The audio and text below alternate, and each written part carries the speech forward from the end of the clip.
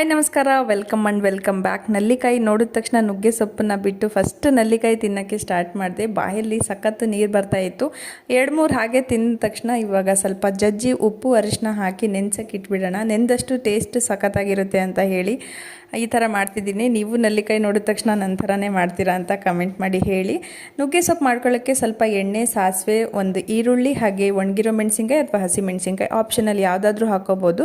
ಸ್ವಲ್ಪ ಕರಿಬೇವು ಹಾಕಿ ನೀಟಾಗಿ ಫ್ರೈ ಮಾಡ್ಕೊಂಡಾದಮೇಲೆ ಎಳೆ ನುಗ್ಗೆ ಸೊಪ್ಪಿದ್ರೆ ತುಂಬಾ ರುಚಿಯಾಗಿರುತ್ತೆ. ಇದನ್ನು ಕಟ್ ಮಾಡ್ಕೋಬಾರ್ದು ನುಗ್ಗೆ ಸೊಪ್ಪನ್ನ, ಹಾಗೆ ಕೈಯಲ್ಲಿ ಮುರಿದು ಹಾಕ್ಕೊಂಡ್ರೆ ಚೆನ್ನಾಗಿರುತ್ತೆ, ಕಹಿ ಬರೋದಿಲ್ಲ. ಸ್ವಲ್ಪ ಉಪ್ಪು ಹಾಕ್ಕೊಳ್ಳಿ, ಉಪ್ಪು ಮಾತ್ರ ನೋಡಿ ಹಾಕ್ಕೋಬೇಕು. ಹಾಗೆ ಸ್ವಲ್ಪ ಅರಿಶಿನ ಹಾಕಿ ಸ್ವಲ್ಪ ಫ್ರೈ ಆದಮೇಲೆ ಇದಕ್ಕೆ 2 ಮೊಟ್ಟೆ ಹಾಕ್ಕೊಂಡಿದ್ದೀನಿ. ಮೊಟ್ಟೆ ಬೇಡ ಅಂದವರು ಹಸಿ ತೆಂಗಿನಕಾಯಿ ತುರಿ ಕೂಡ ಹಾಕೋಬೋದು. ಈ ಮೊಟ್ಟೆ ಎಲ್ಲ ನೀಟಾಗಿ ಬಿಡೋವರೆಗೂ ಈ ಥರ ಲೋ ಫ್ಲೇಮಲ್ಲಿ ತಿರುಗಿಸ್ತಾನೆ ಇರಬೇಕು. ಲಾಸ್ಟಿಗೆ ಸ್ವಲ್ಪ ಕಾಯಿ ತುರಿ ಆಪ್ಷನಲ್ಲು, ಹಾಕ್ಕೊಂಡ್ರೆ ಟೇಸ್ಟ್ ಮಾತ್ರ ಸಖತ್ತಾಗಿರುತ್ತೆ. ಚಪಾತಿ ರೈಸ್ ಜೊತೆ ಸೈಡ್ ಡಿಶ್